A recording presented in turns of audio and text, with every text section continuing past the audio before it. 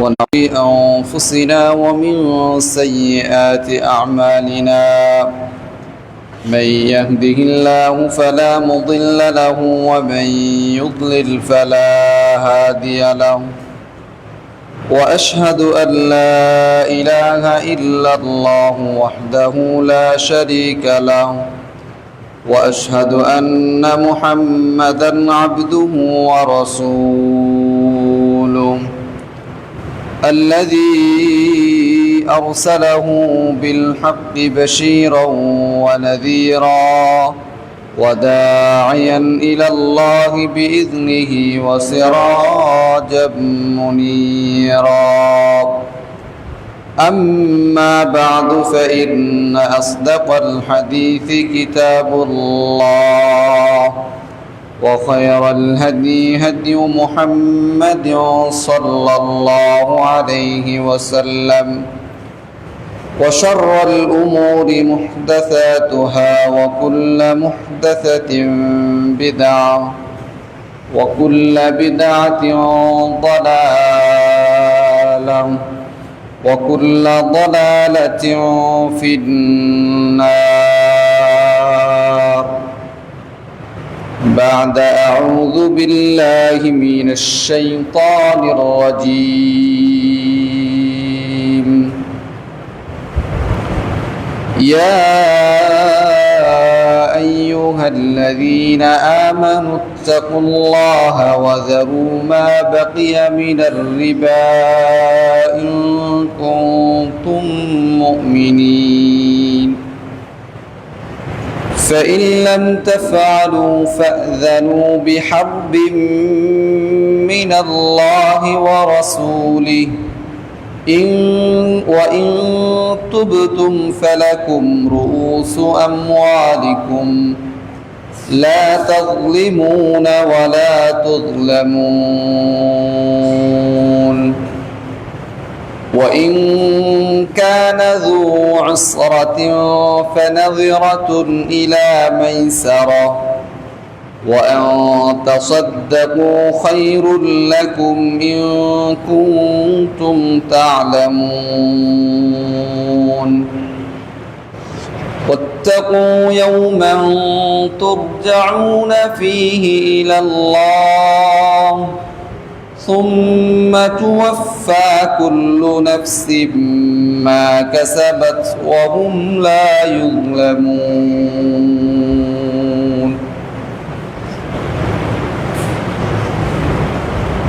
আলহামদুলিল্লাহ সমস্ত প্রশংসা গুণগান নিবেদন করছি আল্লাহ সুবহানাহু ওয়া তাআলার জন্য যার অশেষ অনুগ্রহে আমরা জুমার সালাত আদায় করতে মসজিদে সমবেত হয়েছি এজন্য বলছি আলহামদুলিল্লাহ। অতঃপর দুরুদ ও সালাম বর্ষিত হোক প্রিয় নবী মুহাম্মদ সাল্লাল্লাহু আলাইহি ওয়াসাল্লামের প্রতি। প্রিয় উপস্থিতি, আমরা ধারাবাহিকভাবে সুদ সম্পর্কে আলোচনা করছিলাম। আজকে তৃতীয় পর্বে আমরা গত দুই জুমায় কোরআনুল কারীমের আয়াত এবং নবী সাল্লাল্লাহু আলাইহি ওয়াসাল্লামের অসংখ্য হাদিস দিয়ে বুঝতে পেরেছি সুদ একটি ভয়ানক পাপ যা মানুষের অর্থনীতিকে ধ্বংস করে দেয়, ব্যক্তি জীবনকে ধ্বংস করে দেয়, ব্যক্তির সুস্থতাকে ধ্বংসের দিকে ঠেলে দেয় এবং প্রাত্যহিক জীবনাচার যার চিন্তা শক্তিকে ক্রমশই দুর্বল করে দেয়। আজ আমরা সুদভিত্তিক অর্থনীতির কয়েকটা স্বরূপ দেখার চেষ্টা করব ইনশাআল্লাহ, যেগুলো আসলে আমাদের সমাজ ব্যবস্থায় লাভজনক ব্যবসা হিসেবে মানুষ চিহ্নিত করে, অথচ সুদের সম্পূর্ণ জ্ঞান না থাকার কারণে এই লাভজনক ব্যবসাটাই সুদে রূপান্তরিত হয়ে যায়। আল্লাহ সুবহানাহু ওয়া তাআলা ঈমানদারদেরকে বলছেন যে ইত্তাকুল্লাহ, তোমরা আল্লাহকে ভয় করো, ওয়াযারু মা বাকিয়া মিনার রিবা, আর সুদ ভিত্তিক অর্থনীতির মূল অর্থটুকু রেখে অতিরিক্ত অর্থ তোমরা ছেড়ে দাও। ইন কুনতুম মুমিনিন, যদি তোমরা মুমিন হও। অত্র আয়াতে আল্লাহ প্রথমেও ঈমানদার শব্দ দিয়ে ঘোষণা দিয়েছেন, শেষে আবার ঈমানদারকে শর্ত করেছেন। বলে আল্লাহ বলছেন যে তোমার মূল অর্থের সাথে অতিরিক্ত যত অর্থ আছে এগুলো তুমি ছেড়ে দাও। এগুলো হলো সুদ, এগুলো তোমার জীবনকে নষ্ট করে দেবে। ফাইল্লাম তাফআলু, যদি তুমি এই অতিরিক্ত অর্থ যদি ছেড়ে না দাও, তবে ফাযানু বিহারবিম মিনাল্লাহি ওয়া রাসূলি, তাহলে তুমি আল্লাহ এবং তার রাসূলের বিরুদ্ধে যুদ্ধ করার ঘোষণা প্রদান করো। পরোক্ষ দৃষ্টিতে কেউ যদি সুদ ভিত্তিক অর্থনৈতিক ব্যবস্থাপনা ছেড়ে না দেয়, তবে সে যেন আল্লাহ এবং তার রাসূলের অবাধ্য হলো, সাথে সাথে সে যেন আল্লাহ এবং তার রাসূলের সাথে বিরুদ্ধাচরণ করলো, যুদ্ধ করার ঘোষণা দিল। তো বান্দা হিসেবে আল্লাহর সাথে পেরে ওঠা এটা কোনো বান্দার পক্ষেই সম্ভব না। আর রাসূলের নীতির বাইরে গিয়ে কোনো মানুষ সফল হবে এটাও তেমন সম্ভব না। ওয়া ইন তুবতুম ফালাকুম রুউসু আমওয়ালিকুম, আর যদি তোমরা তওবা করো, আর যদি তোমরা অতিরিক্ত অর্থের চাহিদাটা ছেড়ে দাও, তাহলে তোমাদের জন্য মূল সম্পদ টিকে থাকবে। বিদায় হজ্জের ভাষণে নবী সাল্লাল্লাহু আলাইহি ওয়াসাল্লাম লম্বা চওড়া একটা ভাষণ দিয়েছিলেন। সেই ভাষণের এক পর্যায়ে নবী সাল্লাল্লাহু আলাইহি ওয়াসাল্লাম বলেছেন, রিবাল জাহিলিয়াতি মাওদুউন তাহতা কদামাইয়া, যে জাহিলি যুগের সুদ প্রথাকে আমি আমার পায়ের নিচে দাবিয়ে দিলাম, শেষ করে দিলাম। জাহিলি যুগেও যদি কোনো মুসলিম সুদ ভিত্তিক অর্থ ব্যবস্থার সাথে যদি কেউ নিজেকে জড়িয়ে থাকে, তাহলে আজকে এই মুহূর্তে তাকে সব ছেড়ে দিতে হবে। সেই প্রেক্ষিতে এই আয়াতটা, যদি সুদ ভিত্তিক অর্থ ব্যবস্থা তুমি ছেড়ে দাও, তাহলে তুমি মানুষকে যত ঋণ দিয়েছো এই ঋণের মূল টাকাটা তুমি ফেরত পাবে। লা তাযলিমুনা ওয়া লা তুযলামুন, তোমরা জুলুম করো না, তোমাদের উপরেও জুলুম করা হবে না। তার মানে অত্র আয়াতের এই অংশটুকু প্রমাণ করে সুদ ভিত্তিক অর্থ ব্যবস্থা হলো মানুষকে জুলুম করার একটা মাধ্যম। এমনকি ঋণ মানুষকে দিলে সে যদি সময় মতো পরিশোধ না করে, তখন আল্লাহ এখানে আরেকটি মূলনীতি দিচ্ছেন যে ওয়াইন কানা যু উসরাতিন, যদি সে কঠিনতর বিপদে পড়ে যায়, অসচ্ছল হয়, ফানাযিরাতুন ইলা মাইসারা, তাহলে তাকে সচ্ছলতা পর্যন্ত অবকাশ দাও। কেউ যদি তোমার কাছ থেকে ঋণ নিয়েছে, এখন পরিশোধের সময় সে অসচ্ছল হয়ে গেছে বা ক্ষতিগ্রস্ত হয়ে গেছে, সময় মতো দিতে পারছে না, তুমি সেই জায়গায় অতিরিক্ত কোনো মুনাফা ধার্য না করে বরং তাকে সচ্ছলতা পর্যন্ত সুযোগ দাও, যে ঠিক আছে তোমার যখন সচ্ছলতা আসবে তখন তুমি দিয়ে দিও। এরকম সচ্ছলতার সুযোগ যে দিবে, আল্লাহ সুবহানাহু ওয়া তাআলার নবীর হাদিস থেকে প্রমাণিত, সে আরশের ছায়াতে অষ্টম শ্রেণী হিসেবে ছায়া পাবে।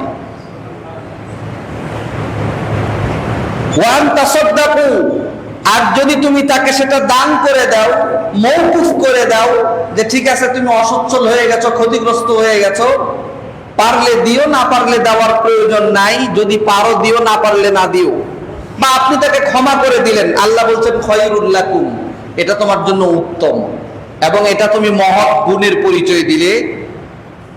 ইন কুনতুম তা'লামুন, যদি তুমি জানো যে এর সওয়াবটা কতটুকু, মওকুফ করে দেওয়ার মহৎ এই গুণের সওয়াব নেকি কতটুকু হবে, তাহলে তুমি তাকে ক্ষমা করে দাও। তাহলে অত্র আয়াতগুলো আপনার একটা জিনিস বুঝায় যে মানুষ তার জীবন পরিচালনা করতে গেলে ঋণ, মানুষের কাছে ঋণ নেওয়া, মানুষের কাছে ধার চাওয়া, এটা মানুষের দৈনন্দিন জীবনের একটা অংশ। সেটাকে ইসলাম ভিত্তিক করার কিছু মূলনীতি আল্লাহ এখানে দিয়েছেন। আর এর বাইরে যদি আমি হাঁটি, তখনই এই মূল ভিত্তিটুকু বাদ দিয়ে অতিরিক্ত যা কিছু গ্রহণ করা হবে সবটুকুই ইসলামের ভাষায় শোধ হবে। সেই পরিপ্রেক্ষিতে সুদ ভিত্তিক অর্থ ব্যবস্থাটা প্রধানত দুই প্রকার, ভালো করে বুঝবেন কথাগুলো। একটা হলো রিবা দুয়ুন আবিল কর্দ, ঋণ সংক্রান্ত, মানুষ যে মানুষকে ধার দেয় এই সংক্রান্ত একটা সুদ আছে। আরেকটা হলো পণ্য বিক্রয় কেন্দ্রিক, রিবাল বুয়ু, বিক্রয় কেন্দ্রিক একটা সুদ আছে। দুই ধরনের সুদ। আমরা যদি প্রথম সুদে আসি, যে ঋণ ধার নেওয়া কেন্দ্রিক সুদটা কিভাবে হয়, এই ধার কেন্দ্রিক সুদটা হলো দুই প্রকার। একটা হলো আপনার রিবান নাসিআ, বাকিতে, অর্থাৎ একটা মানুষ যদি কাউকে ঋণ দেয়, এই ঋণ দেওয়ার অর্থই হলো সে বাকিতে টাকাটা নিচ্ছে, পরবর্তীতে একটা নির্দিষ্ট সময় আপনাকে দিয়ে দিবে। সেক্ষেত্রে দুটি বিষয় হয়। এক, যে আযিয়াদাতু মাকাবিলা তাখিরি ওয়াক্তিস সাদাত, পরিশোধের সময়কে পিছিয়ে দেওয়ার বিনিময়ে অতিরিক্ত কোনো ফি নির্ধারণ করা। ধরেন উদাহরণ, যে আইয়াস্তাদিনা রাজুলুন 10,000 রিয়াল বা টাকা, যে একজন ব্যক্তি আপনার কাছ থেকে 10,000 টাকা ঋণ নিয়েছে, আলা আইয়ুসাদ্দিদাহা লিদ্দাইন বাদা 6 আশহুর, এই শর্তে যে 6 মাস পর এই 10,000 টাকা পরিশোধ করা হবে। ভালো করে বুঝেন, 10,000 টাকা আপনার কাছ থেকে ঋণ নিয়েছে, 6 মাস পরে দিয়ে দিবে, এই কথা বলে। ওয়াইন্দা হুলুলি ওয়াক্তিস সাদাত, যখন পরিশোধের সময় আসলো, 6 মাস পার হয়ে গেল, ইউখাইয়ারুল মাদ্দিন বাইনা আইয়ুসাদ্দিদা মাবলাগাদ দাইনি লিদ্দাইন আও ইয়াজিদাদ দাইন, এখন যে ঋণ গ্রহীতা, যে ঋণ ধারটা আপনার কাছ থেকে নিয়েছে, যখন পরিশোধের সময় আসলো, তখন সে ঋণ দাতাকে এসে বলছে, হয় আপনি আমার পরিশোধের সময় বাড়িয়ে দেন, এবং পরিশোধের সময় যে আমি বাড়িয়ে নিচ্ছি, এই বাড়িয়ে নেওয়ার কারণে আপনার কাছ থেকে কিছু অতিরিক্ত টাকা আমি আপনাকে দিব। মানে 10,000 টাকা আপনার কাছ থেকে আমি ঋণ নিলাম, ধার নিলাম, 6 মাস পরে দিব, সময় আসলো যখন আমি টাকা চাইলাম, তখন আপনি সময় মতো দিতে পারলেন না, না দিতে পেরে আমাকে আপনি বলছেন যে আমাকে আর কিছুদিন সময় দেন, তাহলে আরো কিছু অতিরিক্ত সময় দেন, তার সাথে এই অতিরিক্ত সময় যে আমি নিচ্ছি এই সময়ের মধ্যে আপনার 10,000-এর সাথে আরো কিছু বর্ধিত অতিরিক্ত টাকা এর সাথে অ্যাড করে দিব। যে আমাকে সময় দেন, 8 মাসের সময় দেন বা 2 মাস বাড়িয়ে দেন, এভাবে বলে যে আমি আপনাকে এখানে আরো কিছু অতিরিক্ত টাকা যোগ করে দেব। ধরেন 10,000-এর সাথে 2 মাস সময় দেন, আমি আরো 1,000 বাড়াই আপনাকে দেব। আপনি মেনে নিলেন। এই যে 10,000 টাকার সাথে অতিরিক্ত 1,000 টাকা আসলো, এই টাকাটার নামই হলো সুদ। এই টাকাটার নাম হলো সুদ। এটাকে বলে পরিশোধ করার সময়কে পিছানোর বিনিময়ে অতিরিক্ত কোনো কিছু নির্দিষ্ট করা।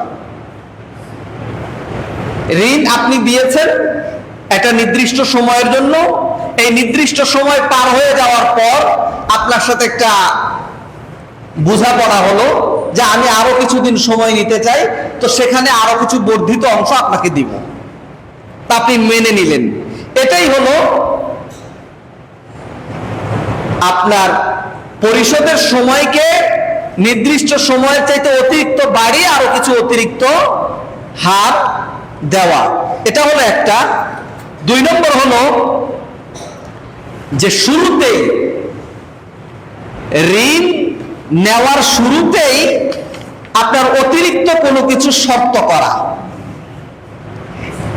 আয-জিয়াদাতুল মাশরুতা ফি বিদায়াতিল করদি। আপনার কাছ থেকে আমি ঋণ নিব, আপনি শুরুতেই আমার কাছে শর্ত করছেন 100 টাকা নিবা তো 10 টাকা কিন্তু বেশি দিতে হবে। আর আগেরটা গেল কি, স্বাভাবিক আপনি আমার কাছ থেকে ঋণ নিয়েছেন বা আমি আপনার কাছ থেকে ঋণ নিলাম, স্বাভাবিক গতি 5,000 টাকা দেন, শোধ করে দেব। সময় মতো দিতে পারি নাই, ঠিক আছে আমাকে আরো 2 মাস সময় দেন, আমি আপনাকে 5,500 টাকা দিব। এই যে 500 টাকা অতিরিক্ত না হলো, এটাই সুদ। 2 নম্বর, এই লেনদেন কেন্দ্রিক যেই সুদটা হয় এর ভিতরে আরেকটা হলো কি, ঋণ নেওয়ার সময় আমি যে আপনাকে ধার দিব, এই ধার দেওয়ার সময় শর্ত করা যে এখানে কিন্তু সুদ টাকা নিলে কিন্তু অতিরিক্ত টাকা দিতে হবে। সেটা কিভাবে দেখেন, যে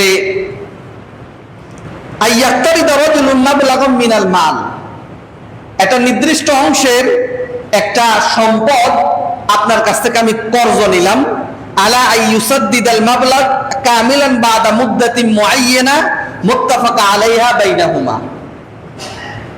এই শর্তে যে একটা নির্দিষ্ট সময় পরে আপনাকে এটা আমি ফিরিয়ে দিব, এই সম্পদটা ফিরিয়ে দিব।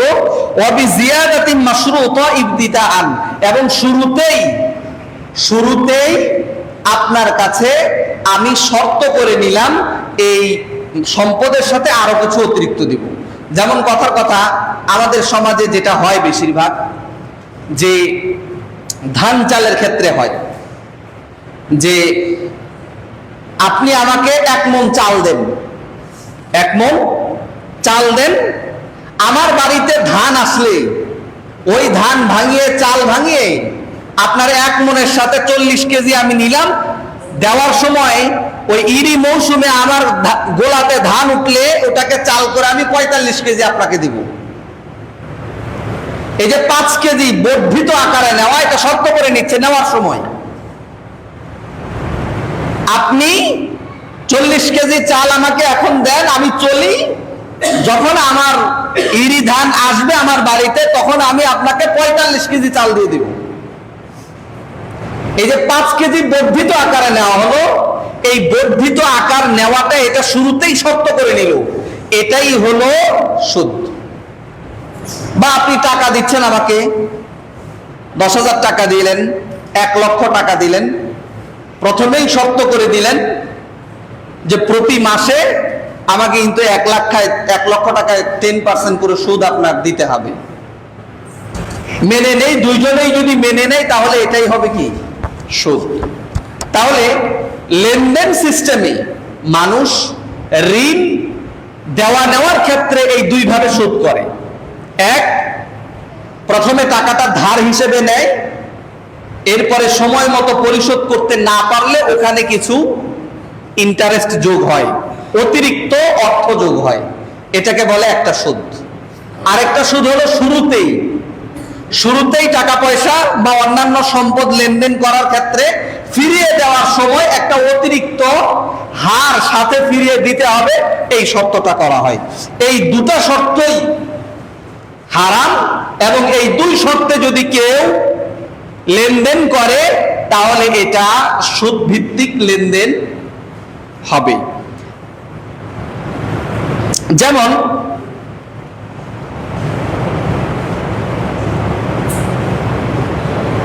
প্রথম যেই ধাপটা আমি বললাম, এটার আরেকটা উদাহরণ হলো যে আইয়াত্তারি দারাজুলুন খামসাতা আলাফ টাকা নাফালান, যে উদাহরণস্বরূপ একজন ব্যক্তি আপনার কাছ থেকে 5,000 টাকা নিল, আলা আইয়াউদ্দাহা বাদা সানাতিন 7,000 টাকা, এই শর্তে যে 1 বছর পরে আমি আপনাকে 7,000 টাকা দিয়ে দিব।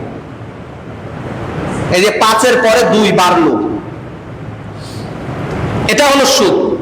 2 নম্বর আরেকটা উদাহরণ কি, যে আইয়াত্তারি দারাজুলুম মিন মাসরাফিন আও গায়রি, আপনি কোন ব্যক্তি কোন ব্যাংক থেকে 20,000 টাকা 20,000 টাকা নিল, ইউসাদ্দিদুহু বাদা সানাতাইন, 2 বছর পরে দিয়ে দিবে, আলা আইয়াদফা শাহরাইন ফাইদাতা 5% লাভ দিয়ে 2 বছরের মধ্যে এই 20,000 টাকা দিয়ে দিবে কোন ব্যাংক যদি আপনাকে ঋণ দেয়, 5% সুদ দিয়ে, যেটা আপনার গ্রামীণ ব্যাংক, কৃষি ব্যাংক বা যে কোনো ব্যাংক আপনাকে যেটা দিচ্ছে, এই যে 5% অতিরিক্ত নিচ্ছে, এটাই হলো সুদ। এটা হলো ঋণ নেওয়ার ক্ষেত্রে এই সুদগুলো হয়। এটা আমাদের দেশে সব জায়গাতেই হচ্ছে। কেউ এখন কাউকে ঋণ দিবে 1 লাখ টাকায় 1,10,000 টাকা দিতে হবে। ব্যাংক থেকে আপনি লোন নেন, ওখানে আপনাকে একটা পার্সেন্ট হারে আপনাকে লাভ দিতে হবে, লাভ দিয়ে তাদের কাছ থেকে লোনটা নিতে পারবেন। এজন্য এই ব্যাংক থেকে লোন নেওয়াটা সুদ। বা আপনি এমনিতেই মানুষ যে ঋণ আপনাকে দিচ্ছে, এই ঋণের মধ্যেও আপনার সুদ ঢুকে যাচ্ছে। আর এই সুদ ভিত্তিক লেনদেনটাকে নষ্ট করার জন্য আল্লাহ সিস্টেম দিয়েছিলেন কর্জে হাসানা, যে মানুষকে সহযোগিতা করার জন্য তুমি ঋণ দাও, সুদমুক্ত ঋণ দাও, এবং সেই ঋণ পরিশোধ করতে হবে। পরিশোধযোগ্য ঋণ তুমি দাও, কিস্তিতে দাও, সুদমুক্ত। যেমন আপনার কাছ থেকে আমি 1 লাখ টাকা নিলাম, বললাম যে 10টা কিস্তি আপনাকে টাকা দিয়ে দিব, 10,000 করে প্রত্যেক মাসে আমি 10 কিস্তিতে 1 লক্ষ টাকা দিয়ে দিলাম, এটা জায়েজ, এটা বৈধ। এই বৈধ জিনিসটাকে এই কর্জে হাসানা দেওয়ার কারণে আপনার যতদিন আমার কাছে আপনার 1 লক্ষ টাকা থাকবে, ততদিন আল্লাহ আপনাকে সওয়াব দিতে থাকবেন। এরপরে আমি যদি 10 কিস্তি আপনাকে 1 লক্ষ টাকা দিতে পারলাম না, 9টা কিস্তি দিলাম, 10ম কিস্তিতে আমার একটু অসচ্ছলতা আসলো, খারাপ অবস্থা হয়ে গেল, আপনি যদি ওই সময় আমাকে একটু অবকাশ দেন, ঠিক আছে তুমি এই কিস্তি এই মাসে দিতে পারো না, আগামী মাসে দিয়ে দিও, এই যে সুযোগটা দিলেন, এই সুযোগটার কারণে আল্লাহ আপনাকে কিয়ামতের দিন আরশের ছায়াতে আপনাকে জায়গা দিবেন। এই রকম গুরুত্বপূর্ণ ফজিলতের জায়গাগুলোকে নষ্ট করে দিয়ে আজকে সুদ ভিত্তিক লেনদেনটা আমাদের এখানে বসে গেছে। এজন্য এখন আর কেউ কাউকে এখন আর ঋণ দেয় না। আর এখন ঋণ দিলেও ঋণ পরিশোধ করতে হবে এই চিন্তা কারো মাথায় থাকে না। 2 মাস, 4 মাস, 6 মাস, 1 বছর, 2 বছর, 5 বছর হয়ে যায়, টাকা দেওয়ার নাম নেই। টাকা তার পকেটে গেল মানে কি, টাকা তার। এটা হলো একটা আপনার আর্থিক লেনদেনে, মুদ্রার লেনদেনে এই সুদটা হয়। আরেকটা হলো রিবাল বুয়ু, পণ্য, ব্যবসা বাণিজ্যের পণ্যে এক ধরনের সুদ হয়। এই সুদটা 2 ধরনের হয়। একটা হলো নগদে সুদ হয়, কথাটা ভালো করে বুঝেন। আরেকটা হলো বাকিতে সুদ হয়। একটা নগদে, আরেকটা হলো বাকিতে বাকিতে। আরেকটা সুদ হয় আপনার লেনদেনটা এখন হচ্ছে, পণ্যটা কিছুদিন পরে নিবেন। লেনদেন এখন হচ্ছে, পণ্যটা কিছুদিন পরে নিবেন, এই জাতীয় একটা সুদ হয়। যেমন এটাকেও বাকিতে বাকিতে সুদ বলে। রিবান নাসিআ তাখিরুত তাকাবুদ, এটা হলো যেমন আপনি কোন ব্যক্তি 10 কেজি গম কিনলো 5 কেজি গমের বিনিময়ে, 5 কেজি গমের বিনিময়ে 10 কেজি গম কিনলো। এটা কেমন? এটা হলো 5 কেজি গম আর 10 কেজি গম দুটাই কি? দুটাই হলো গম, দুটাই গম, কিন্তু গমের মধ্যে আবার একটু ভালো মন্দ আছে। 5 কেজি গম যে কিনা হচ্ছে 10 কেজি গমের বিনিময়ে, ওই 10 কেজি গম হলো খারাপ গম, নষ্ট গম, বা এটা চলে না। 5 কেজি গম যে কিনছি এটা ভালো মানের গম, আর 10 কেজি গম একটু নিরস টাইপের গম আর কি। তো এখন বিনিময় হচ্ছে যে আমার খারাপ গম তোমাকে 10 কেজি দিব, তোমার ভালো গম আমাকে 5 কেজি দাও। এই জায়গাটাতে নবী সাল্লাল্লাহু আলাইহি ওয়াসাল্লাম বলছেন যে একই বস্তু যদি হয়, পণ্য যদি একই হয়, একই পণ্যের মধ্যে ভালো মন্দ হওয়ার কারণে কম বেশি করা যাবে না, যদি কেউ করে সুদ হবে। একটাই পণ্য, একই পণ্যে ভালো মন্দের বিচারে যদি কেউ কম বেশি করে তাহলে সেটা সুদ হবে। তাহলে আপনি এই ক্ষেত্রে আপনি লেনদেন কিভাবে করবেন? আপনার কাছে টাকা নাই, গোলা ভরা ধান আছে, আপনারটা একটু 28 ধান আর আরেকজনেরটা 29 ধান, আরেকজনের আপনারটা মনে করেন হাইব্রিড ভালো জাতের ধান, আরেকজনেরটা একটু খারাপ জাতের ধান, এটার সাথে এটা বনে না, কিন্তু আপনার কাছে টাকা পয়সা নাই, এই ধান দিয়েই আপনাকে বিনিময় করতে হবে। তখন কথা হলো, যদি এমন হয় আপনি কম বেশি করে করতে পারবেন না, হয় আপনাকে ভালো জাতের ধান আপনাকে বাজারে বিক্রি করতে হবে, বিক্রি করে টাকা দিয়ে এই ধান কিনতে হবে, আর যে খারাপ ধান দিয়ে ভালো ধান নিবে তাকে খারাপ ধান বাজারে টাকার বিনিময়ে বিক্রি করে এরপরে টাকা দিয়ে এই ধান কিনতে হবে। কিন্তু একই পণ্য ভালো মন্দের বিচারের কারণে আপনি আলাদা আলাদা করে করবেন, এই সুযোগ ইসলাম দেয়নি। যেমন আল্লাহ নবী সাল্লাল্লাহু আলাইহি ওয়াসাল্লামের নিকট এক ব্যক্তি নবীকে দাওয়াত দিয়েছেন। এখন ওই ব্যক্তির কাছে কিছু খারাপ প্রজাতির খেজুর আছে। খেজুরটা আপনার অনেক প্রজাতির, হাজার রকমের খেজুর আছে, ভালো মন্দ। তা এখন ওই সাহাবীর নিকট একটু মন্দ খেজুর আর কি, তখন ওই সাহাবী মন্দ খেজুরগুলোকে একটু বেশি দিয়ে কিছু ভালো খেজুর নিলেন কম, নবী সাল্লাল্লাহু আলাইহি ওয়াসাল্লামের কাছে দিলেন। তখন রাসূল সাল্লাল্লাহু আলাইহি ওয়াসাল্লাম বলছেন, এটা হলো নির্ভেজাল সুদ। এই যে এটা যে সুদ, এই সুদের মধ্যে কোনো সন্দেহ নাই, একবারে খাঁটি সুদ। এটা একই পণ্য ভালো মন্দের বিচারে কম বেশি করা যাবে না। কম বেশি যদি করতে হয় তাহলে টাকা বা যে কোনো এই মুদ্রার মাধ্যমে পরিবর্তন করে এরপর আপনাকে ভালো মন্দটা কিনতে হবে। একই পণ্য কম বেশি করা যাবে না। 2 নম্বর, সমমানের একই দ্রব্য বিনিময়ে কম বেশি করা সুদ। সমমান, ধরেন যে দুটাই ভালো জিনিস, যেমন স্বর্ণ, যেমন কি স্বর্ণ। স্বর্ণ আপনি, যদিও আমাদের দেশ অনুযায়ী স্বর্ণের কিছু ক্যাটাগরি তৈরি হয়েছে, 18 ক্যারেট, 20 ক্যারেট, 22 ক্যারেট, 24, কিন্তু স্বর্ণের মূল ধাতু সব একই মানের। স্বর্ণের যে মূল ধাতুটা এটা সব একই মানের। এই একই মান স্বর্ণ হওয়ার কারণে আপনি একই দ্রব্য কম বেশি করতে পারবেন না। মানে 5 কেজি স্বর্ণ 10 কেজি স্বর্ণের বিনিময়ে কিনতে পারবেন না।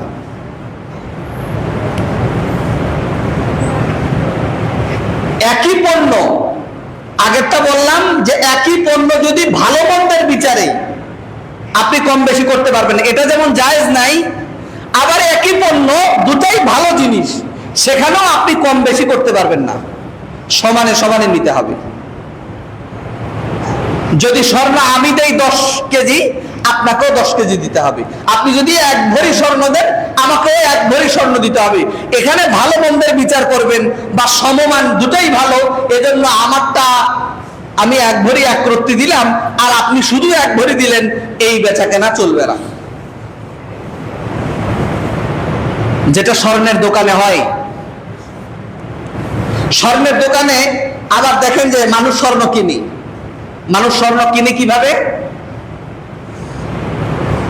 স্বর্ণের দোকানে 1.5 ভরির একটা হার আছে, এই হারটা ধরেন আপনি কিনবেন, আপনি বাড়ি থেকে একটা পুরান স্বর্ণ নিয়ে গেছেন, পুরাতন স্বর্ণ নিয়ে পুরাতন স্বর্ণটা মাপলেন, মেপে এই স্বর্ণটা দাগে দিয়ে বাকি কিছু টাকা দিয়ে নতুন স্বর্ণ আনলেন, আপনার কাজটা জায়েজ হয়নি, কাজটা একটু ঘুরিয়ে আপনাকে করতে হতো। মানে আপনাকে যে আগে বলতে হবে আমি ওই স্বর্ণটা বিক্রি করব, বিক্রি করে ওই টাকাটা আপনি হাতে নেবেন, টাকাটা হাতে নিয়ে এরপরে আপনার সাথে আপনার স্বর্ণের ক্রয় বিক্রয় সম্পূর্ণ হয়ে গেছে, এরপরে আপনি নতুন স্বর্ণটা নেবেন। নতুন স্বর্ণ কত? এত, এই যে 9 টাকা। কিন্তু আমাদের দেশের মানুষ মানে একটু তড়িঘড়ি করতে যায়, সিস্টেম লস করে ওই হালালটাকে হারাম বানায় দেয়। এই কাজ করা যাবে না। তাহলে সমমানের একই পণ্য যদি হয়, যেমন রূপা, রূপা আপনি রূপার বিনিময়ে যদি ক্রয় বিক্রয় করেন, এখানে সমান সমান রাখতে হবে। এমনকি আল্লাহর নবী বলেছেন খেজুর ভালো হোক মন্দ হোক আর ভালো হোক, খেজুরের সাথে খেজুর যদি বিনিময় করো তখন তোমাকে সমান সমান দিতে হবে। লবণের সাথেও যদি লবণের বিনিময় করো তাহলেও সমান সমান দিতে হবে। লবণের বিনিময় যদি লবণ দেয় তাহলেও সেখানে সমান সমান দিতে হবে। চাল দিয়ে যদি বিনিময় করেন সমান সমান, গম দিয়ে যদি বিনিময় করেন গম সমান সমান দিতে হবে, জব যদি আপনি বিনিময় করেন জব সমান সমান দিতে হবে। একটুও 19-20 করা যাবে না। এটা হলো একটা। এর সাথে আরেকটা হলো কি, সমমানের দ্রব্য নগদ ব্যতীত বিনিময় সুদ। এই যে সমমানের পণ্যটা আপনি বিনিময় করবেন, সমান সমান বিনিময় করলেন কিন্তু বাকিতে, এটা হবে না। নগদে সমান সমান আপনাকে বিনিময় করতে হবে। স্বর্ণ, কথার কথা স্বর্ণ আপনি দোকানদারকে 1 ভরি স্বর্ণ দিয়ে আসলেন, দোকানদার আপনাকে আগামীকাল 1 ভরি স্বর্ণই আপনাকে দিবে। 1 ভরি স্বর্ণ আপনি আজকে দোকানদারকে দিয়ে আসলেন, আগামীকাল 1 ভরি স্বর্ণই আপনাকে দিবে। এখানে কি হয়েছে বলেন তো দেখি? সমমান, আপনিও স্বর্ণ দিয়েছেন আমিও স্বর্ণ দিয়েছি, দুই জিনিসই একই দ্রব্য একই পণ্য, সমান সমান করেছি। আমিও আপনাকে 1 ভরি দিলাম, আপনিও আমাকে 1 ভরি দিলেন, কিন্তু এখানে মিস্টেকটা কি হয়েছে? নগদে হয় নাই, বাকিতে হয়ে গেছে। মানে আপনি দিয়ে আসছেন, আগামীকাল আপনাকে দিবে, এটা হলো বাকি। এই বাকিতে সমপর্যায়ের পণ্য দ্রব্য বাকিতে ক্রয় বিক্রয়টা যাবে না, বিনিময়টা যাবে না। যদি করে তাহলে সুদ হয়ে যাবে, কারণ স্বর্ণের দাম ওঠানামা করে। স্বর্ণ এটা হলো একটা গুরুত্বপূর্ণ পদার্থ, এটাকে যদি আপনি বাকিতে ক্রয় বিক্রয় করতে যান, বাকিতে যদি বিনিময় করতে যান, তাহলে হয় ক্রেতা অথবা বিক্রেতা দুজনের একজন ক্ষতিগ্রস্ত হওয়ার সম্ভাবনা রাখে।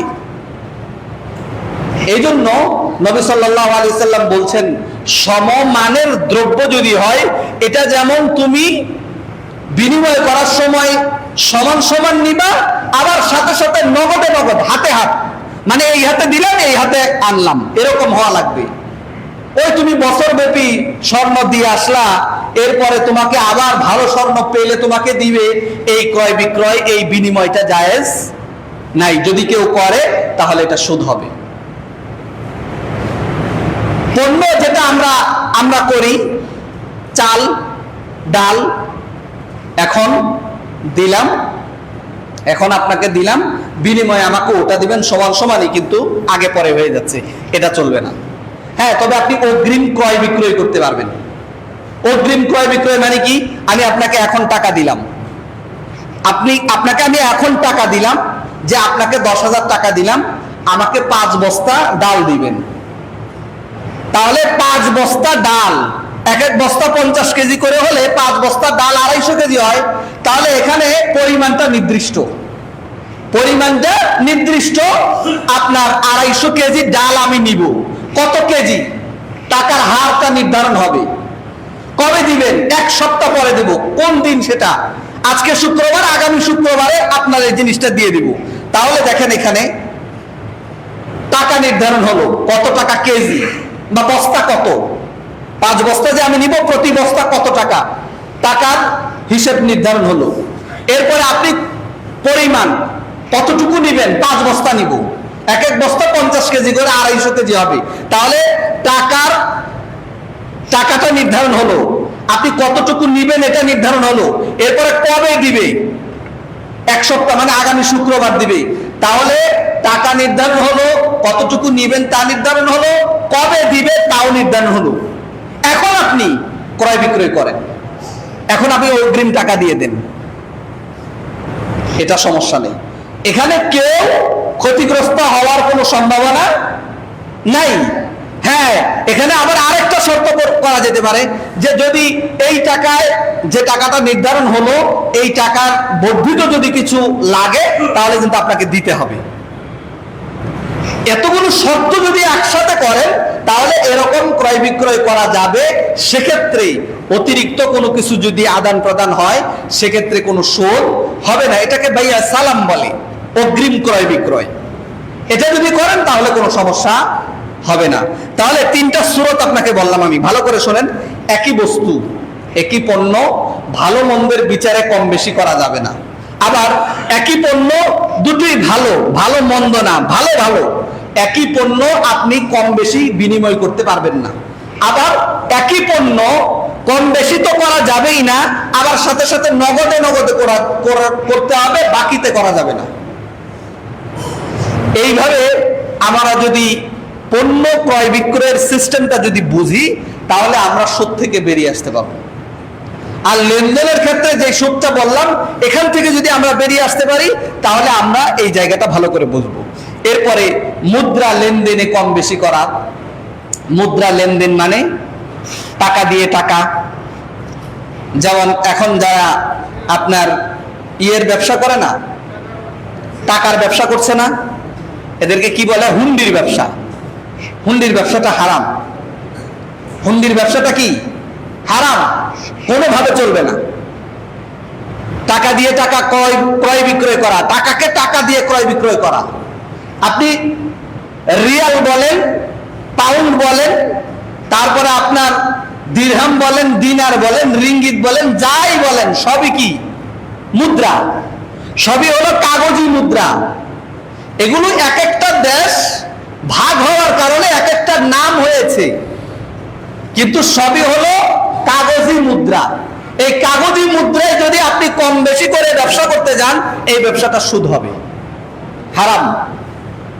হ্যাঁ, রিজার্ভের কারণে এক এক দেশের মুদ্রার টাকা আরেক দেশে আসলে পরে কিছুটা কম বেশি হয়।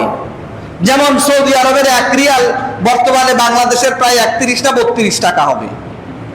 সেটা দেশীয় রাষ্ট্র বিভাগ করবে, কিন্তু আপনি যেটা করেন এটা তো ওই রকম করেন না। বরং আপনি কি করেন? রিয়াল আপনি কিনতেছেন 27 টাকা 28 টাকা দরে, আবার এই দেশে 32 টাকা দরে বিক্রি করতেছেন, মাঝখানে আপনার 4 টাকা লাভ। এভাবেই তো হচ্ছে হুন্ডির ব্যবসা। এই ব্যবসাটা জায়েজ নেই। এই ব্যবসাটা মাঝখানে যে 4 টাকা আপনি নিলেন, টাকার কাগজি মুদ্রা লেনদেন করে, এটা হলো সুদ। আরেকটা সুদ এই মুদ্রা লেনদেনে হয়, যেটা আপনি গিয়ে দেখবেন গুলিস্তানে টাকা বিক্রি করছে, ছেঁড়া টাকা নিচ্ছে না। 10 টাকার নোট একটা ছেঁড়া দেবেন, আপনাকে 8 টাকা দেবে। 100 টাকার নোট একটা দিবেন ছিঁড়া, যত ছিঁড়া আছে সব দিবেন, 70 টাকা 60 টাকা 50 টাকা 80 টাকার বিনিময়ে এই ছিঁড়া 100 টাকা নিচ্ছে। এরপর আবার নতুন টাকা বিক্রি হচ্ছে, নতুন টাকার 10 টাকার একটা বান্ডেল আপনি 1000 টাকা যদি হয় আপনার কাছ থেকে 1100 টাকা নেবে। নতুন আর পুরাতনের মধ্যে টাকা লেনদেন করার ক্ষেত্রে এই ব্যবসাটা আরাম। এই যে বেশি নিচ্ছে এটা সুদ। এগুলো হলো মুদ্রার লেনদেন। আপনি এই ছেঁড়া টাকাটা ব্যাংকে দেন, বাংলাদেশ ব্যাংকে নিয়ে দিয়ে আসেন, ছেঁড়া টাকা তো আপনার কোনো কাজে আসবে না, আপনি ছিঁড়ে ফেলে দেন। আর যদি মুদ্রার জন্য এতই বেশি মায়া লাগে তাহলে মুদ্রা জায়গা মতো দিয়ে আসেন ব্যাংকে। আমি যতদূর জানি ব্যাংকে যদি আপনি টাকা দেন তাহলে ওই টাকার সমমূল্য টাকা আপনাকে দিয়ে দিবে, ভালো টাকাটা আপনাকে দিবে। এবং যে টাকশাল আছে ওখানে টাকা গেলে যত সেরা ফারা যত টাকা আছে ওরা এটা ভালো করতে পারবে। তা আপনি কেন মাঝখানে ওই টাকা লেনদেন করতে গিয়ে ছেঁড়া টাকা বিক্রি করে বা নতুন টাকা বিক্রি করার যে ব্যবসা, এই ব্যবসা আপনি করে কেন সুদ ভিত্তিক অর্থনৈতিক ব্যবস্থা চালু করছেন? এটা চলবে না। তাহলে মুদ্রা লেনদেনে কম বেশি করার সুদ। চতুর্থ আরেকটা জিনিস যেটা বলে শেষ করব, সেটা হলো পাওনাদারের নিকট থেকে হাদিয়া গ্রহণ ও সুদ। এটা আমরা অনেকেই মানতে আমাদের অনেক কষ্ট হবে। পাওনাদার মানে আপনার কাছ থেকে যে ঋণ নিয়েছে, আপনি হলেন ঋণ দাতা আর আমি হলাম ধরেন ঋণ গ্রহীতা। কোনদিন আপনাকে আমি এক কাপ চা খাওয়াইনি, আপনার সাথে আমার খুব ভালো সম্পর্ক যে এমনও না, কিন্তু হঠাৎ আপনার কাছ থেকে আমি বিপদে পড়ে 10,000 টাকার ঋণ নিয়েছি। এখন আপনার সাথে আমার খুব ভালো সম্পর্ক। এখন রিক্সা দিয়ে আমি যাচ্ছি, রাস্তায় আপনার সাথে দেখা। এর আগে পরে কতবার গিয়েছি রিক্সা দিয়ে, আপনারা দেখছি রাস্তায় দাঁড়ায় আছেন, আপনিও যাবেন একটা জায়গায়, কিন্তু ততদিন আপনাকে সহযোগিতা করি নাই। ঋণ যেদিন নিয়েছি সেদিন থেকে আপনার সাথে আমার সুসম্পর্ক। এরপর থেকে আপনারা এক কাপ চা খাওয়াই, আপনারা হাদিয়া তোহফা দেই। কিসের কারণে দিচ্ছি? আগে তো দেই নেই। মানে এখন আপনি ঋণ দিয়ে আমাকে সহযোগিতা করেছেন, এই ঋণ দেওয়ার কারণেই আপনার সাথে আমার সুসম্পর্ক। এখন আমি আপনাকে হাদিয়া তোহফা যা দেওয়া দিচ্ছি, এই জিনিসটা হলো সুদ। মানে কেউ ঋণ দিয়ে ঋণ নেওয়ার পরে ওই ঋণ গ্রহীতা ঋণ দাতার উপর যত ihsan করবে সব আপনার সুদের পর্যায়ে পড়বে, সব সুদের পর্যায়ে পড়বে। একটাও আপনার এগুলো সুদের বাইরে আসবে না। ঠিক যেমন সরকারি কর্মচারীরা যেটা বলে না, সরকারি কর্মচারীরা যে তার কাজটা করে দিয়েছে সে খুশি হয়ে আমার দিয়ে গেছে, এটা যারা বলে, এই সমস্ত যুক্তি দিয়ে যারা সুদ ঘুষ খায় এরাও হারাম কাজ করছে। নবী সাল্লাল্লাহু আলাইহি ওয়াসাল্লামের কাছে এমন এক ব্যক্তি যাকাত উত্তোলনকারী চাকরি হিসেবে একটা লোক চাকরি করে, এক সাহাবী চাকরি করছে। চাকরি করে আপনার যাকাত কালেকশনের জন্য সে বেরিয়েছে। যাকাত কালেকশন করতে বেরিয়ে যাওয়ার পর এক যাকাত দাতা যাকাত কালেকশনকারী ব্যক্তিকে বলছে যে এগুলো হলো রাষ্ট্রীয় কোষাগারে দিবেন, এই 2-4-5টা যা আমার ভাগে যা আসছে যাকাত, এগুলো আপনি রাষ্ট্রীয় কোষাগারে দিবেন, আর এটা আমি আপনাকে দিলাম। বুঝেন নাই কথা? ধরেন যে 10,000 টাকা যাকাত আসছে, 10,000 টাকা রাষ্ট্রকে দিবেন, দেশকে দিবেন, আর আপনি যে যাকাত তুলতে আসছেন এজন্য আমি আপনারা খুশি হয়ে 2,000 টাকা দিলাম। বাস 2,000 টাকা পকেটে নিয়ে নবীর কাছে গেছে। উদাহরণ বলছি, ভাবটা বলছি আমি। নবীকে গিয়ে বলছে যে আল্লাহর নবী, এই যে যাকাত যাকাত কালেকশন করতে গেছি, তো এই যে দেখেন এক ব্যক্তি 10,000 টাকা দিয়েছে, এই 10,000 টাকা আপনি নেন, আর এই ব্যক্তি আমাকে 2,000 টাকা দিয়েছে, এই 2,000 টাকা আমি রাখলাম। তখন আল্লাহর নবী বলল যে তুমি যাকাত কালেকশনের চাকরিটা ছেড়ে দিয়ে গিয়ে বাড়ি বসে থাকো, দেখি তোমার 2,000 টাকা কে দেয়। তুমি যাকাত কালেকশন করতে গেছো, এই সরকারি চাকরি নিছো বিধায় তো তোমাকে দিচ্ছে, তার মানে এই চাকরি করার কারণে তোমাকে দিচ্ছে। তুমি বাড়িতে গিয়ে বসে থাকলে তো তোমাকে কেউ দয়া করে বা তোমাকে উপহার উপঢৌকন হিসেবে কেউ তো কোনো কিছু দিবে না। অতএব এই চাকরিরত অবস্থায় তুমি যা নিবা নিচ্ছ সবকিছু আরাম, এগুলো একটাও তুমি গ্রহণ করতে পারবে না, সব তুমি রাষ্ট্রীয় কোষাগারে জমা দাও। তাহলে সরকারি কর্মচারীরা নিজস্ব বেতন ছাড়া যা গ্রহণ করে, উপরি বলে, ইন্টারেস্ট বলে, মুনাফা বলে, প্রফিট বলে, বা খুশি হয়ে দিচ্ছে, খুব আদর আপ্যায়ন করে টেবিলের নিচ দিয়ে দিচ্ছে, এগুলো সব হারাম, একটাও জায়েজ নেই। আর পাওনাদার আমাকে সহযোগিতা করেছে, এটা মুসলিম হিসেবে এক মুসলিম অপর মুসলিমকে সহযোগিতা করতেই পারে। এজন্যই আল্লাহ ধনী এবং গরিবের তারতম্য করেছেন। ধনী এবং গরিবের তারতম্যটা হয়েছেই গরিব যেন ধনীর কাছ থেকে সহযোগিতা পায়, কিন্তু এই সহযোগিতার মানে এই নয় যে আপনি আমার মাথাটা কিনে নিছেন এবং এখন আপনাকে আমার সঙ্গ করে চলতে হবে। এখন আপনি আমার কাছ থেকে সব ধরনের ছাড় পাবেন, সব ধরনের হাদিয়া উপঢৌকন পাবেন। এখন যদি আমি আপনার সাপোর্ট না করি, আমি যদি আপনার টান না টানি, তাহলে আপনি যদি আমাকে বলেন যে কিছুদিন আগেও তো তোকে সহযোগিতা করেছি, এই কৃতজ্ঞতাটাও আদায় করলি না, এগুলো সব বলা হারাম। এবং পাওনাদার হিসেবে, ঋণদাতা হিসেবে আপনাকে যদি ঋণ গ্রহীতা কোনো কিছু হাদিয়া দেয়, এই হাদিয়া গ্রহণ করাটা সুদ, এই হাদিয়া গ্রহণ করাটাই সুদ। এক্ষেত্রে আপনার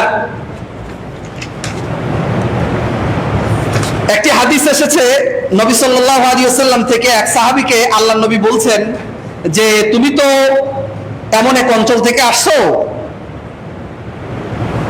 সাইদ ইবনে আবি বুরদা, তাকে আল্লাহর নবী বলছে, আব্দুল্লাহ ইবনে সালাম বলছে যে আলা তাদিউ, তুমি আমার কাছে আর কখনো আসবে না।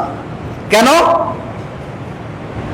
যে ইন্নাকা বিআরদির রিবা বিহা ফাশিন, তুমি এমন এক অঞ্চলের মানুষ যে অঞ্চলের মানুষ সুদ ভিত্তিক জীবন ব্যবস্থার সাথে জড়িত। ওই এলাকায় পুরো সুদের সাথে কারবার, সুদের কারবারের সাথে সব মানুষ জড়িত। ইদা কানা লাকা আলা রাজুলিন হাক্কুন, কোন ব্যক্তির কাছে যদি তোমার কোনো অধিকার থাকে, মানে তুমি তাকে টাকা দিয়েছো বা তোমার কোনো হক তার কাছে আছে, কোনো অধিকার তার কাছে তুমি পাও না, এরকম যদি কোনো কিছু হয়, ফাআহদা ইলাইকা হিমলা তিবিনিন, তবে সে যদি তোমাকে ওই পাওনাদার হিসেবে বা তার একটা, তুমি তার কাছ থেকে একটা হক পাও, এই ওসিলায়, এই কারণে যদি কেউ তোমাকে এক বোঝা খড় তোমার বাড়িতে দিয়ে যায়, তুমি কিন্তু এটা গ্রহণ করো না। আও হিমলা শাইরিন, এক বোঝা জবের গাঁটটি এনে তোমার বাড়িতে দিয়ে গেল, এক ঝুড়ি জব, এক ঝুড়ি আটা, এক বস্তা আটা, তারপরে এক প্যাকেট খেজুর পাঠাই দিল রমজান মাস হিসেবে যে দিয়ে আসো হাদিয়া স্বরূপ, এগুলো যদি কেউ দেয়, ফালা তাখুযুহু, তুমি এটা গ্রহণ করবে না, ফাইন্নাহু রিবা, কেননা এটা হলো সুদ। সহিহ বুখারীতে এসেছে হাদিসটা। অতএব এখান থেকে স্পষ্ট হচ্ছে পাওনাদার হিসেবে কোনো কিছু হাদিয়া স্বরূপ, উপঢৌকন স্বরূপ কোনো কিছু গ্রহণ করা যাবে না। এটা যেমন সুদ, ঠিক সরকারি কর্মচারী যারা, নির্ধারিত বেতনভুক্ত কর্মচারী যারা, তারা ওই কর্মচারীর প্রাপ্য বেতনের উপর উপঢৌকন, হাদিয়া, তোহফার নামে যা কিছু আমাদের দেশে সমাজে সরবরাহ করা হয়, যা বিভিন্ন নামে কূট কৌশল করে, বিভিন্ন যুক্তি দিয়ে যে সমস্ত নাম তৈরি করে সমাজে চলছে, এগুলো সবই সুদ এবং ঘুষের সাথে সম্পৃক্ত। সরকারি কর্মচারীরা নিজস্ব বেতন ছাড়া কোনো কিছু নিতে পারবে না। তাদের বেতন যদি না হয়, সরকার বেতন বাড়িয়ে দিবে, কিন্তু তাদেরকে যতটুকু বেতন দেওয়া হচ্ছে এতটুকুই সে গ্রহণ করবে, বাইরে কিছু নিতে পারবে না। বেসরকারি চাকরিও যদি কেউ, কোনো সংস্থার চাকরি যদি কেউ করে, বা কোনো ব্যক্তির অধীনে যদি কেউ চাকরি করে, সবার বেতন যা তাই তাকে নিতে হবে। উপরি কোনো ইনকাম, উপরি কোনো হাদিয়া উপঢৌকন, কোনো কিছুর বিনিময়ে আমি আপনাকে পাওনা দিলাম, আপনি আমাকে ওই পাওনাদার হিসেবে আমাকে কিছু দিবেন, এটা গ্রহণ করা যাবে না।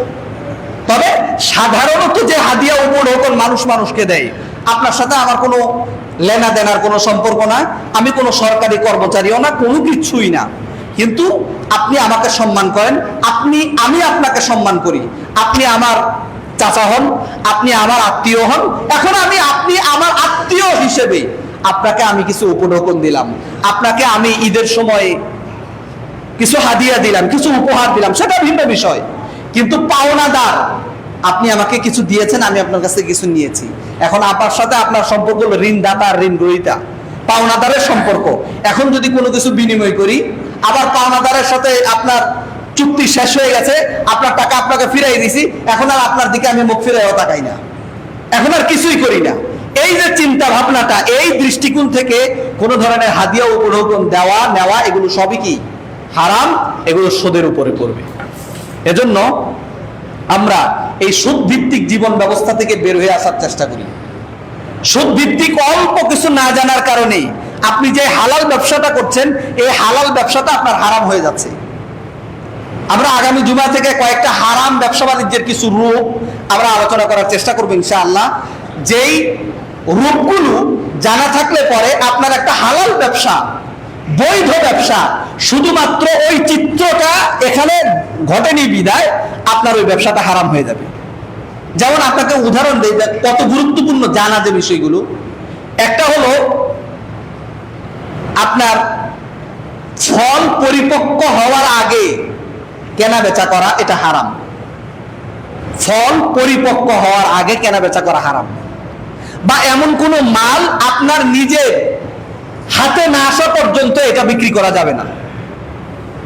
ধরেন কথার কথা, আপনি এখন 10 বস্তা চাল বিক্রি করে দিচ্ছেন, 10 বস্তা চাল আপনার ঘরে নাই, 10 বস্তা চাল আসবে, আসলে পরে আপনি ডেলিভারি দিবেন,